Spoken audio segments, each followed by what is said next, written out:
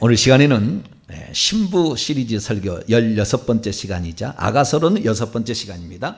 신랑의 관심과 그분이 신부를 위해 준비한 것은 무엇인가 라는 제목으로 함께 말씀의 은혜를 나누기를 원합니다. 노래 중에 노래, 책 제목이 그냥 그렇게 솔로몬의 노래 중에 노래다, 최고의 노래다, 뭐 그런 거 아니겠어요? 최고의 노래다. 그만큼의 그 깊이는 어마어마한 것입니다. 지금에서 비로소 이제 아는 거예요.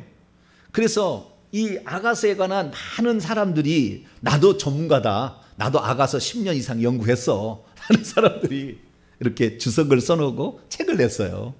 근데 책을 이렇게 다 이렇게 들여다보니까 저마다 다 그 의견을 제시를 해놨는데, 진짜 그 얘기를 듣고 뭐 그런 것 같아요. 그런 것 같아.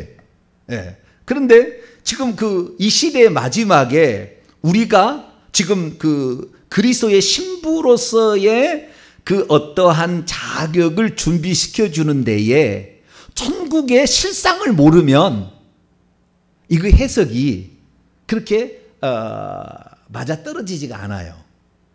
특히 이제 전부 다 그 연극의 등장인물의 대사만 나오거든요. 등장인물의 대사만 나와. 이 대사를 과연 누가 했을까? 이 대사를 누가 했을까? 라는 것이 고민대가 많아요. 고민대가. 그래서 나중에 이제 이렇게 살펴보겠습니다만은 그런 고민대가 많은데 그것을 누가 말하였느냐에 따라서 해석도 천차만별로 나와요. 어떤 사람은 신랑이 얘기했다. 어떤 건 신부가 얘기했다. 어떤 경우는 그 옆에 있는 예루살렘의 딸들이 얘기했다. 뭐 또 다른 사람이 얘기했다. 그리고 알레고리컬 해석이 있어요. 알레고리컬 해석에는 여기에 있는 여기에 있는 것들을 지혜로 풀어가요. 지혜로. 신부를 지혜로 풀어가는, 뭐 하여간 다양한 해석들이 여기에 이제 있는 것이죠. 그런데 하나님께서 우리에게 많은 은혜를 베푸셔서 구원의 결국은 새 예루살렘 성에 들어가는 거예요. 여기서도 그렇게 나와요. 새 예루살렘 성에 들어가는 것이고, 새 예루살렘 성에 들어가는 것은 요한계시록 22장 2절과 9절 말씀 보면 새 예루살렘 성이 신부가 신랑을 단장한 것 같더라고 보여주는 거예요. 그래서 결국에 우리가 그 성에 들어가야 되는데, 이 요한계시록의 마지막의 초청은 신부가 초청을 해요. 뭐가 초청한다고요? 신부가 초청을 합니다. 그렇기 때문에 우리가 신부가 이미 거기 초청한다는 것은 이미 하나님의 어떤 시간대에서는 이미 천국에 신부가 있는 것이고, AD 95년경에 요한계시록을 기록할 때는 이미 신부가 또 있었다는 거예요. 자, 요한계시 22장을 넘어가 봐요. 왜 우리가 신부를 공부해야 되느냐? 요한계시 22장은 이 신부를 얘기하고 있기 때문에 그런 거예요.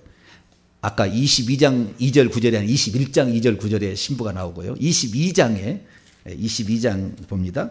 22장 17절에 읽습니다. 마지막에 초청은 누가 하냐면 성령과 신부가 하는 겁니다. 읽습니다. 시작. 성령과 신부가 말씀하시기를 오라 하시는도다. 듣는 자도 오라 할 것이요, 목마른 자도 올 것이요, 또 원하는 자는 값없이 생명수를 받으라 하시더라. 그러니까 마지막에는 신부가 초청하는 것처럼 신부가 된 사람이 신부를 알고 신부를 초청하는 거예요. 또 다른 신부를.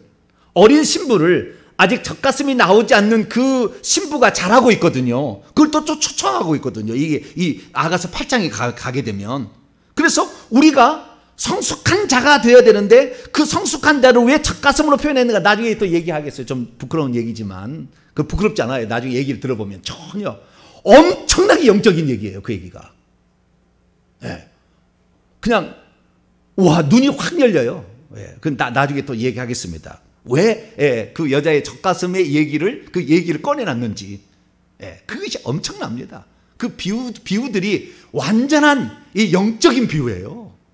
그 깊이가 헤아릴 수 없어요. 온 우주의 구원의 경륜이 다 들었어요. 주님의 계획과 마음이 다 들었다고 거기에. 그래서 그런 표현을 쓴 거예요. 그래서 우리가 그 신부의 그 반열에 들려면 신부인 자가 또 신부를 초청하는 거예요. 예. 그래서 이 신부라는 개념을 정확히 이해를 못하면 설교가 어려워요. 저도 많이 어려워요. 지금 많이 어려워요. 그래서 여러 가지를 제가 많은 책들을 다 살펴보고 있는데 혹시 내가 하나라도 실수하는 게 있을까 봐. 네. 그래서 많이 살펴보고 있는데 어쨌든 이 신부를 초청하게 되는데 여러분들이 이 초청한 얘기를 들었다고 한다면 여러분들은 신부의 대열에 참여할 가능성이 매우 높습니다. 매우 높아요. 이것을 일평생에 한 번도 듣지 못하고 옛날에 신부라고는 얘기한 말이 있었어요. 휴거받을 신부를 찾는다. 네, 그렇게 얘기했는데 그것은 완전 그 사이비적인 거예요. 그 이단적인 거예요. 그리고 과거의 주장들은 다 그게 주님이 오는 날 무슨 해와 달과 별이 이상하고 무슨 절기가 생겨가지고 어느 순간에 된다 막 이렇게 돼서 그런 것을 모르면 신부가 안 되는 것처럼 그거 아니에요. 속 내면이 신부가 돼야 되는 게 내면이 성숙한 자가 돼야 되는 거예요. 결국에 그런 것이지 어떤 그 날짜를 어떻게 여수고 있다가 절기상으로 나팔절 했는데 그걸 몰라가지고 신부가 안 된다 그럴 일은 없어요. 그럴 일 없다고. 네. 그런 거 아니라고. 네. 7,000년의 역사로 끝나는데 7년 한 일의 언약에 환란 전 휴거를 주장했으니까 2000년 밀레니엄으로 구약 4000년 신약 2000년 7000년에 들어가서 안식에 들어가니까 2000년에서 7년 빼니까 92년 10월 28일 온다. 100% 거짓말이요. 그런 것들이. 그거 아니요. 그거 모른다고 해서 신부가 안 되는 게 아니요. 날짜고는 아무로 안 나와요. 여기도 날짜는 안 나와요. 전혀 안 나오는 거예요. 너가 어떻게 준비되었느냐 이거예요. 깨어 있었느냐 이걸 말하는 거예요.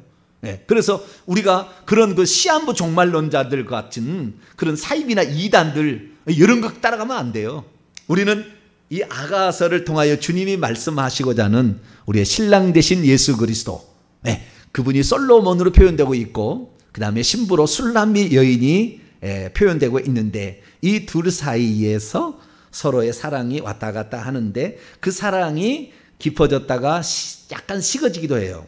약간 식어지기도 했는데 그 식어지는 것이 나중에 또 설교하겠습니다만은 처음에 연애할 때 엄청 그 사랑이 깊거든요. 깊은데 그 결혼식은 완전한 결혼은 아닙니다. 완전한 결혼. 근데 결혼이 된데 결혼 후에 신랑이 다시 찾아와요. 새벽에 밤이슬을 맞고 결혼한 집에 그 집에 찾아오는데 문을 안 열어줘요. 네, 너무 늦었다고 그냥 안 열어줍니다. 그 신랑이 문틈으로 이렇게 손을 탁 내미니까 신랑한테 내가 이러면 안 되지. 그리고 나가 보았으나 결국에 신랑이 없어요. 신랑이.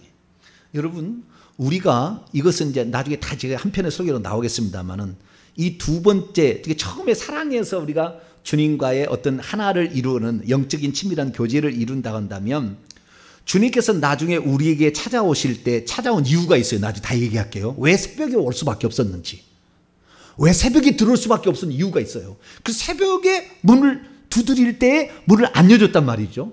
귀찮았는지 뭐 했는지 아버지가 안 열어줬어요. 그게 안 열었는데 주님이 떠날 수밖에 없었는 이유가 또 있어요.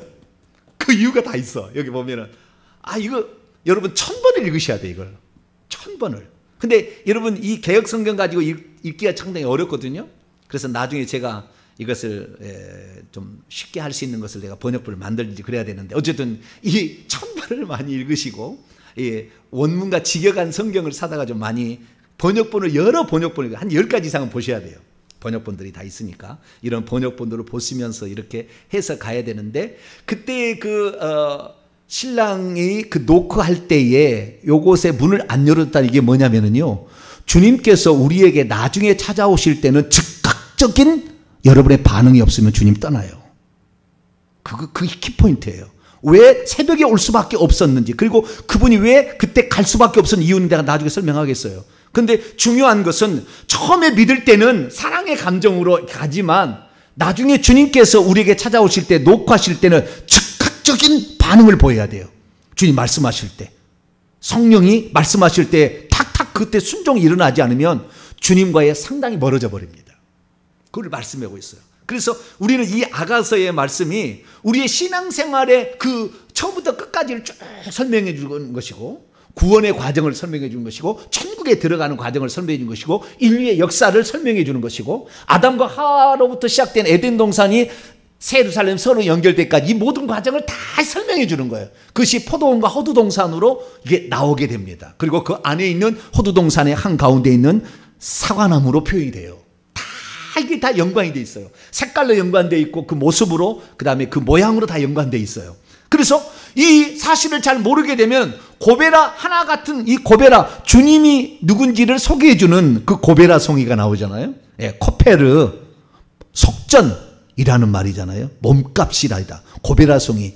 그런데 그 속전으로 우리가 빼앗겨 버린 우리가 죄를 지어서 마귀에게 빼앗겨버린 우리를 사기 위해서 주님께서 속전으로 오시는 거예요.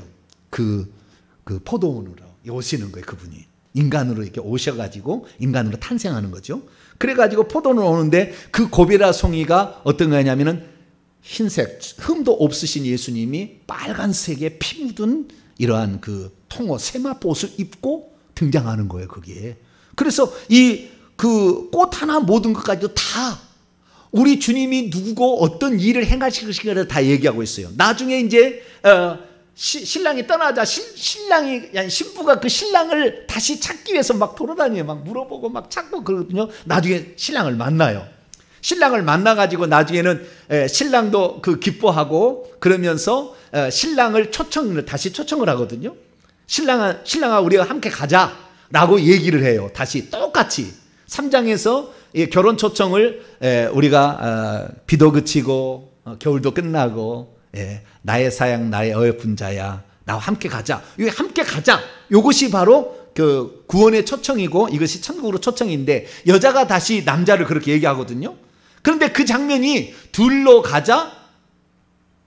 그 다음에 7장에 넘어가 보면은 동네로 가서 유숙하자. 이렇게 7장 10절에 나오거든요. 그러니까 뭐 유숙하러 가자. 이거 이상하게 보는 거예요. 그래서 들러 가서 어떤 무슨 유숙할 무슨 오두막으로 가는 거예요? 물레방앗간인가요? 우리나라에? 네. 그게 아니에요. 여기에 그 동네라는 말은 원문을 보게 되면 이 동네라는 원문의 말이 코페르예요. 똑같아요. 그러니까 완전히 영적인 서신이에요. 이게 그냥 이 두 남자가 무슨 썸 타기 위해서 무슨 오두막집으로 가는 게 아니라고요. 전혀 아닌 거예요. 이게 보통 얘기가 아닌 거예요. 그 어떤 장면을 표현하는데 그 언어 속에 그 색깔 속에 다 집어넣는 거예요.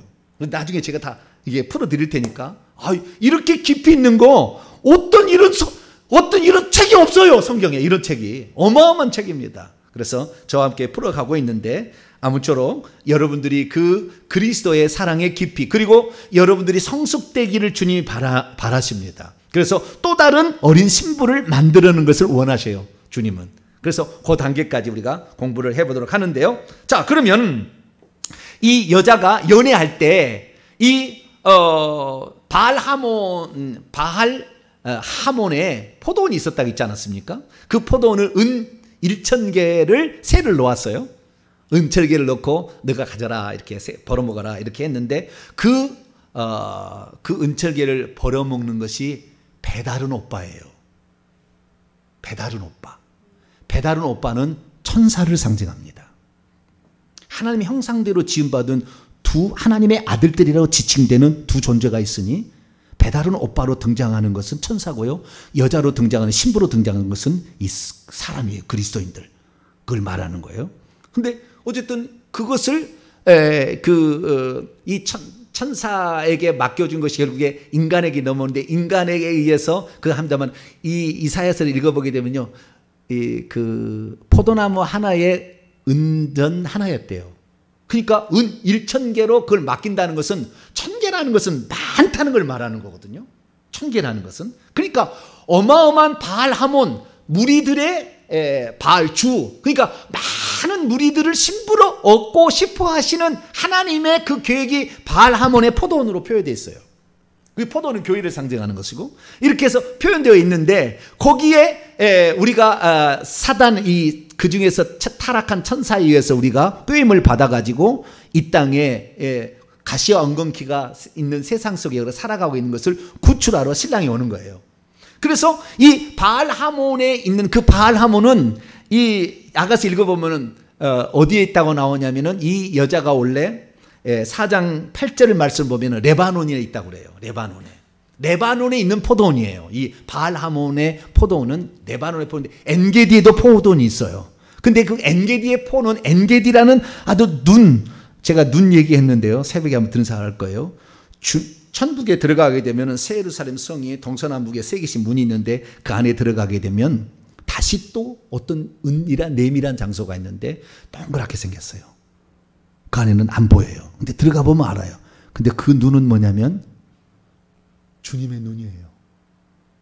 천국에 가면 그 주님의 눈으로 들어가는 거예요. 여러분들 눈들이 깨끗해지길 바랍니다. 그게 다 열리는 거예요. 그래서 안 보이는 것은 눈에 귀신들이 많아서 그러는 거예요. 회개 많이 하셔야 돼요. 귀신들이 이렇게 있기 때문에. 특히 자기가 조상들이 예수 믿지 않았다 그러면 더더욱 안 보여요. 이게 잘 안 보이게 돼 있어요. 더더욱 안 보게 돼요. 그래서 우리 2, 3대에서 만약에 우리 기도한다면 잘 보이게 되는데 그런 눈들이 좋아지길 바라고요. 그래서 이 바알하몬에 있는 그것에 그 오빠들이 그 새로 얻었는데 이것을 동생한테 억지로 맡기잖아요. 그래서 인류가 죄짐 가운데 눌려 있는 상태에 있는데 그때 솔로몬이 자기의 그 포도밭을 구경하기로 또 무슨 시찰하기 위해서 오다가 둘이 눈이 마주치는 거예요. 그래서 결국에 솔로몬을 알게 되고 솔로몬이 누군지를 알게 되는데 5가지를 알게 되죠. 그 5가지 알고 있다고 처음부터 선언이 나가요. 그러니까 이 가곡의 시작은 중간을 딱 때리는 거예요. 어떤 중간. 처음부터 설명하지 않아. 어떤 과정이 있었다. 그가 태어나서 어떻게 자라갔다가 어떻게 둘이 만났다. 이게 아니고 그냥 그 상상으로 맡겨. 그 앞에는 상상으로 맡기고 갑자기 그분이 내게 입맞추기를 원합니다. 라는 말로 탁 하면서 왜 입맞추기를 원해? 그럴 때 5가지 사실을 알고 있었던 것으로 얘기를 합니다. 그 5가지가 첫 번째가 그분의 사랑입니다. 사랑. 뭐라고요? 그분의 사랑. 두 번째가 그분의 기름 부음. 2절, 3절, 4절에 나와요. 세 번째가 그분의 이름. 네 번째는 그분의 신분. 5번째는 그분의 처소라고 이렇게 나옵니다. 그분의 사랑은 붉은 포도주보다 더 진한 사랑이다. 이렇게 얘기했어요. 이것은 고베라 송이로 그 붉은 사랑이 그대로 표현되어 있습니다. 두 번째 그분의 기름 부음이죠. 기름 부음으로 말미암아 기름 부음이 있었다는 것은 그 기름 부음이 있어야만이 기름을 흘려보낼 수가 있는데 이 기름은 원문에 보면 감람유예요. 이 감람유는 성령을 상징합니다. 그래서 예수 그리스도는 성령으로 점철되어 있어요. 성령과 기름부터 하셨습니다. 나사렛 예수의 사도행전 10장 38절 그가 나가서 마귀에 눌린 모든 자를 고치고 여우를 잡을 수 있는 능력이 귀신을 잡을 수 있는 능력이 주어지는데 그 기름 부음이 나오는 것이고요. 세 번째 그분의 이름이죠. 그분의 이름은 샬롬입니다. 뭐라고요? 솔로몬이라는 이름은 샬롬이에요. 샬롬. 그래서 하나님과 우리 사이에 불화된 이 관계들을 예수님이 오셔서 속정을 지불함으로 화목을 시켜요. 그래서 결혼을 하지만 이 결혼을 함에도 불구하고 인간이 다시 오실 주님에 대해서 이렇게 나태한 생각을 갖고 있다가 결국에 소원해지는 그런 장면이 나와요. 그런 장면. 그래서 다시 간절히 찾는 자가 결국에 그걸 만난다. 함으로 이 여인이 밤중에 막 돌아다니면서 자기 옷도 뺏기고 순찰을 막 얻어맞고 막 이러는지만 자우전 그 남편을 나는 찾고 싶죠. 나는 병이 들었습니다. 그 남편을. 이렇게 함으로 간절히 찾는 자가 결국에 그것을 만나게 되는 것이죠. 그래서 이 나중에 그래서 그 자기의 이름을 아가서 8장에 하면 나는 평화를 찾는 여인이라 이렇게 원문에 나오는데 그렇게 안 나왔어요. 여기는 8장 10절 말씀 보면은 나는 그가 보기에 평화를 찾는 여자 같구나. 이게 원문이에요. 그래서 술람이라는 것은 솔로몬에 대한 여성 명사예요. 그래서 이 예수 그리스도의 신부는 예수님과 똑같이 하나님과 죄가 없어서 불화가 없어져서 그분과 평화를 이룰 수 있어야 돼요. 그래서 평화를 주기 위해서 이 땅에 오셨는데 그분의 이름은 첫째는 평강이십니다. 평화이시고요. 그래서 예수님께서 부활하시자마자 제자들에 나타나서 너희에게 평강이 있을지어다 이렇게 얘기를 하죠. 뿐만 아니라 그분의 이름은 솔로몬이 아니라 신약에는 뭐로 나오냐면 예수로 나와요. 뭐라고요? 예수. 예수란 말은 구원자란 뜻입니다. 그래서 가시나무 가운데 백합화로 자라고 있는 그를 구원하기 위해서 그분이 오시는 거예요. 이 솔로몬이 오는 거예요. 그 왕성에 있는 사람이 시골에 있는 곳으로 찾아오는 거예요. 성육신하는 거죠. 이렇게 자기를 낮춰서 오는 거예요. 그래서 그 두 번째 예수의 이름이라는 것은 구원자다 그런 뜻이에요. 구원자. 그래서 구원자로 오는 것이고, 그것이 생명나무가 사과나무로 표현됐다고 제가 2장에도 얘기했고 8장에도 나오는데, 이 사과나무로 표현된 빨간색의 생명나무, 그분은 생명나무. 그래서 내가 길이요 진리요 생명이라 얘기했고, 요한복음 15장 1절에 나는 포도나무라 이렇게 얘기했어요. 그래서 그분은 생명나무예요. 근데 왜 포도냐? 하나로 맺혀지는 것이 아니고, 수많은 열매가 신부가 탄생하기를 원했어요. 그래서 나중에 이것이 다르게 표현되어 있을 때 두 가지로 더 표상으로 나타나는데, 하나는 석류로 나와요. 석류는 빨간 것에 안에 보면 많은 열매들이 들어있어요. 많은 열매. 그래서 이 석류 같구나, 나는 너가 석류가 되기를 원한다고 주님이 말해요. 그래서 우리가 나만 예수 믿는 것이 아니라 나로 말미암아 수많은 사람들이 거기에 알알이 맺혀져서 그 톡 터진 그 안에 엄청난 그 생명을 하나님께 데리고 오는 어린 신부들을 자라게 해서 그 하는 자가 천국에서 큰 자가 되는 거예요. 그것은 나중에 또 식물 얘기가 한 번 더 나올 텐데 그때 또 한 번 더 얘기를 하도록 하고요. 그래서 이 생명나무란 얘기했고요. 그 다음에 그분의 신분, 그분의 신분은 왕입니다. 1장 4절에 왕이 나를 그의 방으로 데려가셨다 이렇게 얘기하잖아요. 데려가시기를 원한다는 뜻이에요. 데려가시기를 아직 합방한 게 아니라고. 나중에 신부라는 명칭이 아직 안 써져요. 그런데 표현이 꼭 이미 들어간 것처럼 돼 있는데 그렇지 않아요. 그걸 바란다는 뜻이에요. 그걸 바란다는 뜻이에요. 그런데 그 초소가 어떤 초소인지 알기 때문에 그걸 바라는 건데요. 자, 그러면 그분의 신분을 먼저 얘기해 보겠습니다. 그분의 신분을 얘기했는데, 신분은 왕이에요. 이 왕이라는 것이 여러 번 나오는데, 이 왕은 관심이 세 가지의 관심이 있어요. 두 가지 넘어서 세 가지예요. 이분의 왕이면은 신하들을 잘 관리하고 부인들이 많잖아요. 그 다음에 후궁도 많고. 그러니까 이걸 잘 관리하는 게 아니라, 이 왕은 뭐에 관심이 있냐면은, 첫째는 양떼에 관심이 있어요. 뭐라고요? 양떼에 관심이 있어요. 양떼. 두 번째는 포도원에 관심이 있어요. 항상 포도원에. 양떼라는 게 중요하고요. 포도원이 중요한 거예요. 포도원에 관심이 있고요. 세 번째는 동산에 관심이 있어요. 동산에. 이 세 가지가 항상 이 관심사예요. 여기 왕은. 다른 것에 관심이 없어요. 나라를 다스리는 거 이런 거 별로 관심이 없어요. 요 세 가지에 관심이 있는 거예요. 그래서 요 세 가지의 의미들을 알아야 되는데, 양떼를 그분은 지키는 자예요. 자, 1장 7절을 봅니다. 1장 7절 같이 읽어보죠. 시작. 내 마음으로 사랑하는 자야, 내가 양치는 곳과 정오에 쉬게 하는 곳을 내게 말하라. 내가 내 친구의 양떼 곁에서 어찌 얼굴을 가린 자 같이 되랴. 이것은 여러 가지로 해석을 하는데요. 그 주변에 있는 예루살렘 딸들이 얘기했다 하기도 하고 여러 사람 얘기하는데, 정확히 내 마음으로 사랑하는 자라는 말은 3장에도 똑같이 나와요. 그 말이 계속 나와요. 내 마음으로 사랑하는 자. 이것은 여자가 하는 얘기예요. 3장에 가면. 그래서 여기도 계속해서 1장 2절부터 7절까지는 여자가 한 얘기입니다. 내 사랑하는 자야. 이것은 신랑, 자기가 좋아하는 그 일을 향하여 하는 얘기인데요. 당신의 양떼를 치는 곳과 먹이는 곳과 정오의 한낮에 쉬게 하는 곳을 내게 가르쳐 달라. 그리 가고 싶다라는 거잖아요. 신랑을 만나고 싶어서 그걸 가르쳐 달라고 얘기를 하는 거예요. 내가 가르쳐 주지 않으면 당신의 친구의 양떼 곁에서 모르는 남자니까 얼굴을 면사포로 가려야 되잖아요. 왜 리브가가 이삭을 만날 때 얼굴을 가리고 왔다 그러죠. 면박을 가리고 하듯이 남의 양떼 있으면 얼굴을 가리고 있어야 되니까 당신이 있는 곳을 말해다오. 나는 그렇게 가고 싶다 얘기하므로 양을 치는 목자로 표현하고 있어요.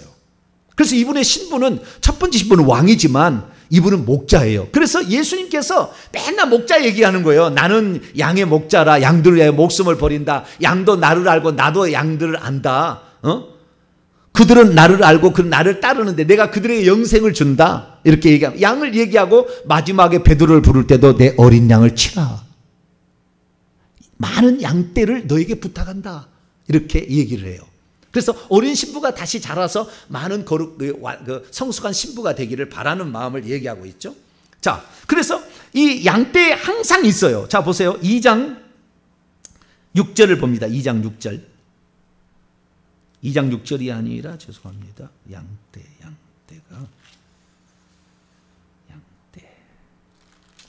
그 양떼가 나오는데 2장 6절이 아닌데 2장 16절. 네, 16절입니다. 2장 16절. 시작. 내 사랑하는 자는 내게 속하였고 나는 그에게 속하였도다. 그가 백합화 가운데서 양떼를 먹이는구나. 양떼를 먹이는 데 관심이 있어요. 6장으로 넘어갑니다. 이건 결혼하기 전에도 양떼에 관심이 있고요. 결혼한 후에도 항상 양떼에 관심이 있어요. 이 신랑은 2절 3절입니다. 6장 2절 3절 시작. 내 사랑하는 자가 자기의 동산으로 내려가 향기로운 꽃밭에 이르러서 동산 가운데서 양떼를 먹이며 백합화를 꺾는구나. 나는 내 사랑하는 자에게 속하였고 내 사랑하는 자는 내게 속하였으며 그가 백합화 가운데서 그의 양떼를 먹이는도다. 늘 양떼를 먹이는데 그 양떼를 먹이는 장소가 자기 동산이에요. 동산. 이 동산은 4장 12절을 보면 잠근 동산이고 덮은 우물이고 봉안샘이에요. 그래서 함부로 여기에 데려가지 않아요, 사람들을. 그러니까 하나님과의 은밀한 교제를 통해서 그 기쁨을 나눌 수 있는 사람은 많지 않아요. 많지 않은데 그 중에 양떼가 거기에 들어갈 수 있다는 거예요, 양떼. 그래서 이 주님께서는 오늘도 이 땅에 당신을 목자로 표현하시고 당신은 목자의 신분이, 그리고 우리가 양떼가 되기로 하는데 그 양떼만을 쭉쭉쭉 따라가서 어린 양이 어디로 인도하든지 그를 따라가는, 그 목자를 따라가는 것처럼 어린 양은 일찍 죽으면 어린 양은 표상이니까 그렇게 하고 그 목자를 따라간다고 이 요한계시 14장에 14만 4천 명을 얘기해요. 그들은 어린 양이 어디로 인도든지 가는 정결한 처녀에 딱 이렇게 딱 나와요, 요한계시 14장에. 그래서 그분이 가시는 곳에 항상 관심이 있고, 그래서 예수님께서도 누가복음에 그런 그 사실 나오잖아요. 가다가 베다니로 갔는데 마르다는 예수님 음식을 대접하기 위해서 막 분주 얘기를 하고, 마리아는 예수님의 발치에 앉아서 예수의 음성을 들으니까 마르다가 화가 이빨이 나가지고, 예수님, 내가 예수님에서 음식을 준비하는데 저는 동생은 말이 그냥 가면 일도 안 하고 말이야 저렇게 발치 앉아가지고 저러기냐고 좀 날 좀 도와달라고 좀 얘기를 좀 해주세요. 그랬더니 주님 뭐라고 그래요? 너도 잘하고 있지만 그녀는 더 좋은 편을 선택했다 얘기합니다. 무슨 말입니까? 주님은 그 집에서 음식을 대접받기 위해 간 게 아니에요. 주님의 관심이, 그러니까 자기 스스로 주님을 기쁘시게 해보겠다고 열심히 노력하는 사람은 열심히 노력하지만 주님의 사랑을 덜 받아요. 주님이 뭘 관심 있는가를 들어야, 알아야 그 일을 할 거 아니에요. 그 일을 딱 들으니까 나중에 옥합을 딱 깨뜨리는 거예요. 죽기 전에 와가지고 주님을 위해서 내 목숨을 바치는 것이, 이것이 가장 큰 일이라고 딱 해서 옥합을 딱 깨뜨린다고 그 마리아가 요한복음 12장에 넘어가면은. 그래서 우리가 주님이 뭐에 관심 있는지를 알아야 되는 거예요. 내가 주님을 이렇게 하면 주님은 나를 좋아하시겠지 열심히 한다고 해서 주님이 그를 동산의 깊은 그 우물가로 그를 초청하지 않는다 그 말이에요. 저 포도원이나 있으라 있는 것이지. 그래서 여러분, 우리가 주님이 뭘 관심을 가지고 있는가에 대해서 관심을 하는데, 항상 자기를 따르는 자들에게 더 풍성한 것을 한 달란트 빼앗아 10달란트 가진 자에게 주는 것을 알아야 돼요. 그래서 있는 자는 더 받아 풍족하게 되지만 없는 자는 있는 것에 빼앗기는 거예요. 여러분들은 예수 그리스도의 관심이 어디에 있는가를 항상 눈여겨보시고, 그분이 좋아하는 거 여러분도 좋아하시고 그분이 싫어하는 것을 여러분도 싫어하세요. 그것이 주님께 사랑받는 것이고 은밀한 동산 지성소까지 들어가는 방법이에요. 그래서 그분은 자신을 목자로 표현하고 있고요. 뿐만 아니라 포도원도 관심이 있어요. 포도원도. 네, 포도원도 관심 있는데, 이 포도원보다는 처음에는 포도원이잖아요. 그 포도원 어딘가에 동산이 있는 거예요. 동산이. 아시겠죠? 그 동산에 사과나무가 있어요. 사과나무가. 이것이 창세기 2장에 나와 있는 에덴 동산하고 똑같은 거예요. 밖에 우리가 거시의 엉겅퀴가 있는 그곳 있고, 그 다음에 한가운데 에덴 동산 한가운데 생명나무 선악이 있는 것, 똑같은 표상으로 여기에 등장하고 있습니다. 그래서 이 포도원인데요. 이 포도원은 이 세상에서 하나님의 백성들을 처음 산출하는 장소예요. 처음. 그래서 나중에 주님을 알게 된 자가 동산으로 들어가서 은밀한 그 주님의 놀라운 그 계획과 비전 앞에 자기 자신을 완전히 내놓고 비워놓고 주님의 사람으로 바뀌는 거거든요. 그래서 이 포도원은요, 이 포도원, 바알 하몬인의 포도원은 그 여자에게 맡겼잖아요. 그래서 그 여자는 이 세상에 살아가지만 이 세상에 있는 사람들 중간에서 이 포도원이라는 게 일종의 구약인 이스라엘 백성이고 신약인 교회인데, 여기에서 하나님의 사랑이 뭔지를 깨닫는 자가 동산으로 들어갑니다. 그래서 이 포도원에 일하고 있을 때 그 포도원을 그래도 이 여자가 오빠가 맡겨줬는데 열심히 일하잖아요. 그래서 우리가 교회에서 일하면서 우리가 주님의 사랑을 발견하게 될 때에 그 포도원은 주님께서 뭐라고 부르냐면, 결혼하기 전에요. 2장 15절입니다. 2장 15절 보세요. 읽습니다. 시작. 우리를 위하여 여우 곧 포도원을 허는 작은 여우를 잡으라. 우리의 포도원에 꽃이 피었다. 우리의 포도원. 왜? 하나님의 백성을 처음 산출하는 그 구약인 이스라엘 백성이었고 신약에는 교회예요. 그래서 오늘도 우리가 정확히는 주님이지만 그래도 교회에 관심을 가져야 돼요. 왜? 주님은 거기에서 처음 사랑과 데이트를 하는 장소는 거기였으니까. 그러다가 성숙한 자가 동산으로 들어가는 거예요. 성숙한 자가. 그래서 우리는 이 땅의 교회에 많이 관심을 가져야 됩니다. 굉장히 관심을 가져야 돼요. 그래서 계속 이렇게 얘기를 포도원을 얘기하고 있고, 이 포도원은 바알 하몬에도 있다고 8장 11절에 얘기하고 있고 1장 14절은 엔게디에도 있다고 얘기를 하고 있고, 그 다음에 또 다른 데도 있을 가능성이 여러 번 이렇게 나오고 있습니다. 그래서 포도원은 많다. 세상에 여러 교회가 있다. 여러 교회가 있는데 여기에 결국에 신부를 산출하기 위한 목적으로 주님은 교회를 세웠다라는 사실을 말해주고 있다는 겁니다. 그리고 그 다음에 5장 1절이나 6장 11절, 6장 2절을 보면은 그 동산이 나오는데 그 동산은 아주 은밀한 거예요. 그 동산에 들어간 사람은 전부 주님을 위해서 목숨을 바칩니다. 주님을 위해 목숨을 바쳐요. 완전히 헌신된 일꾼이 됩니다. 성숙한. 그래서 그것이 호두동산으로 이렇게 표현이 되는데요. 그 동산에 그래서 주님은 관심이 있다. 그러니까 그 동산으로 들어오기를 주님은 원한다는 것을 알 수가 있습니다. 마지막으로 이제 그분의 처소를 이 여자는 잘 알고 있어요. 4절입니다. 1장 4절. 왕이 나를 그의 방들로 이끌어 들이셨다라고 얘기했는데 침소입니다. 밀실입니다. 가장 깊숙한 곳에 있는데요. 이것을 결국에 성막으로 치자간다면 성막 뜰이 있고 그 다음에 성소가 있고 지성소가 있잖아요. 지성소를 가리키는 거예요. 그의 방으로 데려간다는 것이 무슨 사랑을 나누자, 남녀가 사랑을 나누자 그런 게 아니고, 너는 나의 좀 더 친밀하고 깊은 교제를 갖기를 원한다는 거예요. 내가 무슨 생각을 가지고 있는지 너가 알기를 원한다 그 말이에요. 예. 그래서 그 처소로 인도하는데, 그 처소가 뭐냐? 이 왕이 머무는 그 방이잖아요. 처소인데 그 왕이 머무르는 그 방을 예수 그리스도께서는 우리에게도 주기를 원해요. 우리가 거기 와서 살기를 원해. 그래서 주님께서 이 땅에서 그 주님의 마음을, 너를 사랑해서, 원래 내가 나와 너는 짝이었는데 내가 잃어버렸어. 잠시 네가 죄를 지어가지고, 사과나무 아래에서 네가 죄를 지어가지고 네가 떠날 수밖에 없는데 내가 너를 다시 구출해가지고 너를 사랑해서 내가 있는 이 거처에 너가 오기를 원한다 이렇게 얘기하고, 그 주님의 사랑을 받아들이게 되면 결국에 그 천국은 하나님의 처소에서 하나님과 우리의 처소로 바뀝니다. 그래서 이 땅에서 사랑을 했던 그 여인에게 뭐라고 그 처소를 소개하냐면 1장 16절이에요. 1장 17절. 16절 17절 한번 읽어봅시다. 시작. 나의 사랑하는 자, 여자가 한 얘기죠. 너는 어여쁘고 화창하다. 우리의 침상은 푸르고. 그러니까 장차 둘이가 결혼해서 신방을 꾸미게 될 것을 이 땅에서는 포도밭과 같은 푸른 어떤 초막을 생각하고 있었는데, 17절은 신랑이 한 얘기입니다. 읽습니다. 시작. 우리 집은 백향모 들보들 잣나무 석가래구나. 이 집을 짓게 되면 들보를 하나 놓고 그 다음에 석가래를 착착착착착 이렇게 집을 지어요. 집을 짓는데, 그래서 들보는 뭘로 만든다고요? 백향목. 쭉 수십 메타가 쫙 올라가는 백향목 있잖아, 레바논에.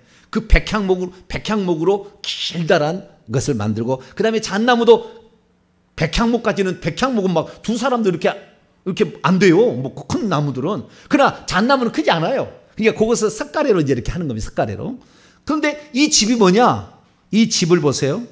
자, 열왕기상 5장을 열어볼까요? 이 집이 뭔지. 열왕기상 5장. 솔로몬이 그 집을 지어요. 열왕기상 5장. 백향목 들보와 잣나무 석가래로 집을 지었대요. 그 집이 뭔지를 볼까요? 10절입니다. 열왕기상 5장 10절입니다. 시작. 솔로몬의 모든 원대로 백향목 제목과 잣나무 제목을 주매 만든 것이 성전입니다. 그래서 6장 1절에 성전 건축하기를 시작하는데 레바논에서 가져온 거예요. 다시 말해서 이 주님께서 자기 집으로 우리가 오라는 것은 무슨 남녀간의 사랑을 나누기 위해서 오라는 것이 아니라 천국이 성전을 지칭하는 이 땅에서 하나님의 집은 성전인데 천국에 있는 나의 집으로 오라는 거예요. 그래서 1장 17절에 우리의 집으로 바꿔요. 주님을 사랑하는 자는 너의 집도 될 수 있다고 얘기를 해서 나는 너를 성 안으로 데려가서 나의 집에 머물기를 원한다가 이 결혼식이에요. 결혼식. 그래서 우리가 완전한 그 주님과 하나 되면 천국에 들어가서 천국에 있는 지성소에 해당하는 새 예루살렘 성, 그 안에서도 더 깊숙이 들어갈 수가 있는데 그 성으로 주님은 우리를 초청하고 있다. 초청하고 있다. 이것을 말해주고 있는 거예요. 그러지는 것이지 무슨 둘이 침실로 들어가서 무슨 썸씽을 한다. 이게 아니라고요. 이게 아니고 주님은 오늘 너희들에게 이 천국을 내가 원래 내 집이야. 내 집인데 내가 너희들에게도 줄게.